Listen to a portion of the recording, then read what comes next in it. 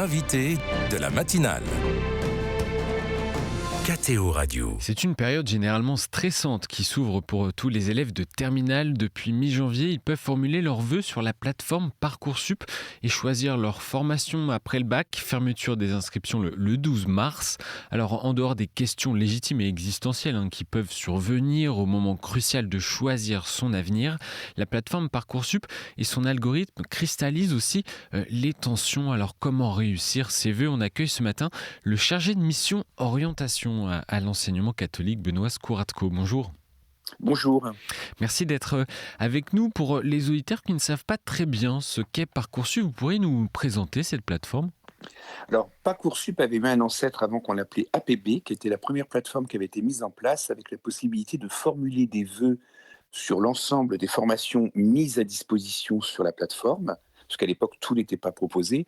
Aujourd'hui, Parcoursup a augmenté la proposition et la mise à disposition de très nombreuses formations, puisqu'on est sur des milliers de formations qui sont proposées, avec des possibilités, des comparatifs et la possibilité de pouvoir avoir des simulations qui aident les élèves à faire leur choix. Et l'intérêt de Parcoursup, c'est que effectivement, ça paraît être une grosse machine à vapeur, mais quand on se familiarise avec, c'est, on pourrait dire, un portail vers un ensemble de formations et la possibilité de formuler des choix. Et l'idée, c'est de combiner, grâce à l'algorithme, certaines possibilités de choix qui augmentent potentiellement la proposition, les demandes qu'un élève peut formuler pour son avenir. Après, effectivement, dans les différentes...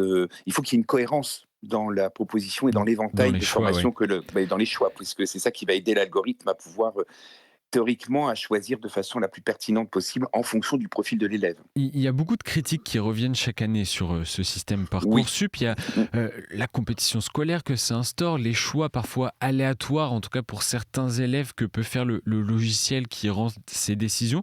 Quel regard vous portez sur ce logiciel à l'enseignement catholique ? Alors, c'est un regard en étant assez cohérent et assez objectif. On a eu la chance d'être coopté quand il y a eu la création déjà d'APB, quand il y a eu la nouvelle formule Parcoursup. On a travaillé avec le monsieur Parcoursup de l'Éducation nationale au niveau de l'enseignement supérieur, de l'enseignement catholique. On a essayé d'ajuster, de travailler avec eux, de voir en sorte comment simplifier et comment rendre plus humain, plus abordable, on va dire, et plus ergonomique l'outil. L'idée, effectivement, on peut comprendre que ce qui peut chiffonner au départ dans une forme de déontologie, même dans un rapport humain aux prises de décision, c'est que l'impression qui est vécue, ce serait le grand ordinateur, entre guillemets, qui prendrait les décisions. Ce qui n'est pas le cas, en fin de compte, puisque, comme toute intelligence artificielle, quand elle est programmée par des humains et avec une certaine transparence. Ce qui était un peu compliqué au départ, il y a eu des progrès. Au début, on ne connaissait pas les critères des écoles, on ne connaissait pas les critères des filières et des universités. Aujourd'hui, les critères et les indicateurs sont communiqués de façon plus claire, elles sont connues, les écoles communiquent dessus, disent voilà, nous, ce qu'on a comme critères, et ce qui fait que c'est comme ça qu'on sélectionne les dossiers. En fin de compte, ce qui se passe, c'est que Parcoursup rend visible tout ce qui était invisible il y a une vingtaine d'années ou trentaine d'années dans la sélection des dossiers. C'est-à-dire qu'on est au courant. Et maintenant, c'est-à-dire qu'il y a une forme de vitrine dans laquelle on voit effectivement que certains dossiers sont choisis par rapport à d'autres, par rapport à soit des résultats, soit par rapport à des commentaires, ou soit par rapport à des parcours annexes qui sont proposés, une plus-value de chacun des dossiers. Et pourquoi ça panique autant les élèves et les parents alors ? Alors, je pense que ça panique autant les élèves et les parents, déjà pour une chose toute simple, c'est que le calendrier, vu la massification de ces 15 dernières années du nombre de candidats en formation post-bac, le calendrier commence beaucoup plus tôt que par le passé. On clôture mi-mars, on clôture les premiers dossiers. On a un premier rendu des décisions même avant les épreuves du bac. Après, on a différentes vagues, première, deuxième, troisième vague qui passe. Donc, il y a ce sentiment à un moment donné d'avoir un temps court. Et ce temps court, ce sentiment, il est s'il n'y a pas eu de préparation avant. Et le parti pris de l'enseignement catholique, c'est de se dire que Parcoursup, ça ne se prépare pas uniquement au début de la terminale. Parcoursup, ça se prépare dès la classe de seconde. On en parle dès le départ, dans le choix des spécialités. en disant voilà, sur Parcoursup, vous trouvez des combos de spécialités que certaines écoles ou que certains parcours privilégient par rapport à d'autres, et comme ça, vous êtes renseigné, une forme de transparence.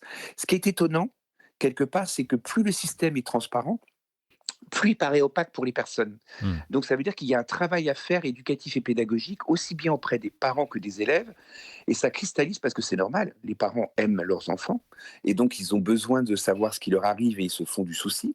Et puis les enfants, eux, les jeunes, ils sont face à des craintes et ils ont le sentiment de faire un choix qui est crucial et qui est énorme. Et ce sentiment que ce choix leur est un peu leur échappe une fois qu'ils ont appuyé sur les boutons pour valider, le process il se met en place et c'est l'impression de ne plus maîtriser. Et c'est ça qui peut être aussi à accompagner, c'est travailler avec les jeunes ce rapport-là, en leur faisant comprendre qu'ils ont tout un travail préparatoire avant de réflexion, et c'est la valorisation de cet accompagnement-là, c'est la prise en compte de leurs peurs, même la verbalisation autour de leurs craintes, et de bien expliquer que c'est une des étapes dans leur parcours de formation. Et il y a un gros travail à faire par rapport à la loi de 2018 où on parle de formation tout au long de la vie. C'est pas encore acculturé. Les gens ont l'impression, les parents comme les jeunes, ont l'impression que c'est là, ça y est, s'ils font le mauvais choix, c'est fini après. Alors que pas du tout. On est dans une logique aujourd'hui tout autre que celle qu'on a connue par le passé. On sait pertinemment que le parcours de formation, il commence effectivement, il continue. Déjà, c'est pas qu'il commence pas, il a commencé bien au préalable. Déjà dans le choix entre le général ou le professionnel ou le technologique, après dans le choix des spécialités et dans le choix qu'ils vont faire sur Parcoursup en post-bac. Et puis ensuite, dans le choix qu'ils continueront à faire, des réorientations, des passerelles qui existent. Et ça paraît encore opaque parce qu'on communique effectivement assez peu. Et on apprend Euh, vraiment à poser les bonnes questions aux élèves pour réussir cette orientation. il faut se former. Ce qui fait, c'est un des choix de l'enseignement catholique qui a été de former les prescripteurs d'orientation, que ce soit les professeurs principaux, les professeurs qui ont envie de s'investir dans l'accompagnement des élèves, des fois même bénévolement, des responsables de vie scolaire, mais aussi des parents d'élèves, des chefs d'établissement, pour pouvoir mieux répondre. Et il y a, lors de cette formation-là qui se fait à distance, plusieurs sessions qui sont autour de cet accompagnement sur Parcoursup, mais aussi sur la connaissance de soi, l'estime, la confiance. Et puis l'idée, c'est quelque part que ce qu'on essaye d'insuffler aussi d'un point de vue pédagogique, c'est que faire des choix, choisir, c'est aussi grandir. Mmh. Et c'est ça aussi qui est compliqué. Et c'est vrai qu'il y a un travail de fond dans l'accompagnement, mais déjà dès le primaire, hein, et on pourrait dire sixième, cinquième sur la connaissance de soi, c'est je fais des choix, et quand je fais un choix, je grandis. Et c'est pas je fais un choix et d'un seul coup, je me coupe quelque chose. Voilà. Alors après, il y a des choix radicaux qui peuvent effectivement fermer certaines portes, mais dans ces cas-là, il faut les nommer. Dans un parcours scolaire, il y a beaucoup de professeurs qui peuvent avoir un avis sur un projet professionnel de l'élève. Pour autant, les professeurs ou d'autres personnes peuvent eux-mêmes ne pas forcément être au courant de toutes les passerelles qui existent entre les filières. Aujourd'hui, il y en a vraiment plein. Est-ce qu'il faut faire attention aux conseils que certaines personnes peuvent donner ? Alors, donc, si on doit donner un conseil aujourd'hui aux parents, et je dirais même aux élèves, hein, c'est de faire très attention. C'est important d'aller dans les salons, de rencontrer d'autres personnes, des tiers. C'est toujours intéressant d'avoir la personne qui va vous aider à faire un pas de côté. Voilà. Ça peut être même les conseils, même de mener une enquête dans son entourage quand on a la chance d'avoir des personnes qui sont passées par tel ou tel parcours, c'est important, mais de ne jamais relativiser. Enfin, il faut toujours relativiser l'information qui est donnée et aller chercher l'information juste. Et justement, sur Parcoursup, il y a des informations qui se passent. L'ONICEP aussi donne ces informations-là. Et puis, ce qui est très intéressant aussi, c'est que dans nos établissements, on essaye de mettre en place ce travail de relation avec les anciens élèves. Et c'est assez formidable de voir combien de jeunes acceptent de venir témoigner de leur parcours, de reconversion, de changement, de passerelle, de dire à un moment donné, j'ai commencé en licence, et puis après j'ai fait une école de commerce, mais en alternance, voilà comment je suis passé, comment ça s'est organisé, comment c'est faisable, et au bout du compte, j'ai fini mon parcours et je suis dans une entreprise et j'arrive, et je sais que je ne ferai pas ça toute ma vie, un jour j'aurai envie de créer une start-up et je créerai une start-up. Donc l'idée c'est aussi de donner à entendre des témoignages, d'échanger, et surtout de bien verbaliser avec les jeunes quand on les accompagne, de l'information que tu es en train de me donner, où est-ce que tu l'as trouvée? Qui est-ce qui te l'a donnée?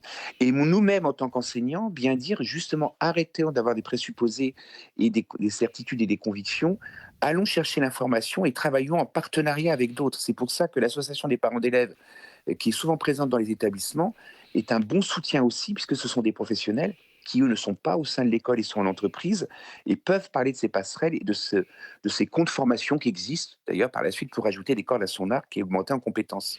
Vous savez quelles sont les formations les plus plébiscitées, en tout cas qui reviennent souvent sur Parcoursup? Alors, sur Parcoursup, alors, on peut regarder les statistiques, mais ce qui est très étonnant, il y a eu depuis Parcoursup et depuis quelques années, tout ce qui touche la science politique, il y a une explosion, parce qu'il peut paraître assez paradoxal. Hein. On est dans un pays où les gens font de moins en moins confiance aux politiques, ont du mal, on a un taux d'absentéisme très important, et pourtant, on a vraiment un regain de demande très fort pour tout ce qui est formation, sciences politiques. Et d'ailleurs, beaucoup d'universités ont proposé des licences, double licence, droit et sciences politiques, histoire et sciences politiques, humanité et sciences politiques. Donc il y a des fois ces explosions autour de centres d'intérêt importants. Les écoles de commerce, ça dépend alors par contre aussi dans quelle zone géographique on se trouve, parce que ce qui se passe aussi qui est intéressant, c'est qu'on se rend compte que les demandes ne sont pas les mêmes en fonction des zones géographiques. Quand on est dans des zones à dominante rurale, on n'a pas les mêmes demandes, et on se rend compte qu'étonnamment, certains des jeunes, des fois, demandent des formations qui sont plutôt en proximité et pas forcément sur un centre d'intérêt plus fort. Mais c'est vrai qu'il y a eu une démocratisation de certains vœux. Les classes préparatoires, par exemple, les demandes ont augmenté. Beaucoup d'élèves font ces demandes-là et osent ajouter à des fois des demandes d'université, des classes préparatoires, alors qu'avant, ils y auraient renoncé. Mmh.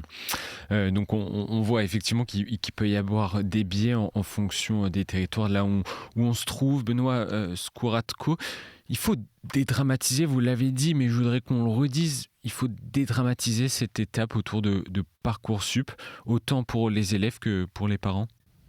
Alors c'est très drôle parce que là, on est en train de parler ce matin de Parcoursup, mais j'ai passé la fin de journée hier à enchaîner quelques rendez-vous justement pour essayer de dégoupiller des situations vraiment de très grosse angoisse autour de Parcoursup, avec ce sentiment d'être pris au piège de certains élèves, et des rendez-vous avec les élèves et les parents, où en fin de compte, ils avaient en discutant avec eux et en mettant par écrit et en faisant un schéma, ils se sont rendus compte de la cohérence de leur projet. Et on se rendait compte que la grosse peur qu'il y avait, c'était de se dire, mais si je fais ce choix-là, Mmh. je peux peut-être me tromper pour le reste de ma vie. Et le fait de verbaliser, et ce qui était très intéressant, c'est que là, les parents qui eux-mêmes sont en entreprise, et certains ont changé et ont été dans des reconversions, ou sont en train de voir leur métier se transformer grâce à l'intelligence artificielle. Une des mamans qui était là, par exemple, travaille dans les assurances, et dit, mon métier, elle a dit à son fils, mon métier change. Actuellement, je me forme aux intelligences artificielles. Mon management de mon service est en train d'évoluer et de changer. Je ne fais plus le même métier qu'il y a 10 ans. Et là, il y a eu un échange c'était très beau d'ailleurs d'avoir ce temps-là, l'échange entre, quelque part, on a eu un médiateur qui a permis cet échange entre le fils et ses parents. Et d'un seul coup, ils sont sortis en soufflant, en disant, bon, bah, écoute, je tente ça, je verrai bien. Et puis dans 3 ans, quand j'aurai fini la première partie du cycle, je verrai bien si c'est le bon choix, ou là, s'il faudra que j'explore des passerelles pour pouvoir m'orienter. Mais j'aurai déjà un bac+3 qui me permettra d'avoir quand même dans ma besace des outils pour pouvoir affronter l'avenir et essayer de m'adapter à un monde professionnel qui risque d'évoluer. Si vous avez un conseil à donner, c'est quoi? C'est se faire confiance?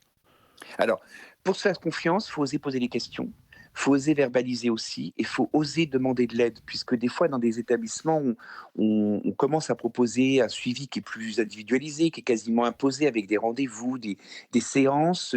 Et puis après, les professeurs, souvent, se mettent à disposition en fonction des besoins. Donc, ils offrent des créneaux où les élèves peuvent s'inscrire. Et là, on se rend compte que certains élèves viennent spontanément, puis il y en a d'autres qui ne posent jamais des questions. Donc, le meilleur conseil que je donnerais, c'est oser parler. Et puis, quand on a peur, il faut le dire, il faut que les parents osent demander un rendez-vous en disant, on est perdu, on ne sait pas comment faire. Et plutôt que de se tourner vers quelqu'un d'extérieur qui n'est pas un spécialiste de l'éducation, même si effectivement à l'école on ne connaît pas toutes les formations, on peut renvoyer vers des services et vers des acteurs et des partenaires avec lesquels on travaille, qui pourront répondre aux questions. Merci Benoît Skouratko pour tous ces conseils et de nous avoir fait découvrir le fonctionnement de la plateforme Parcoursup. Je vous remercie. Merci à vous.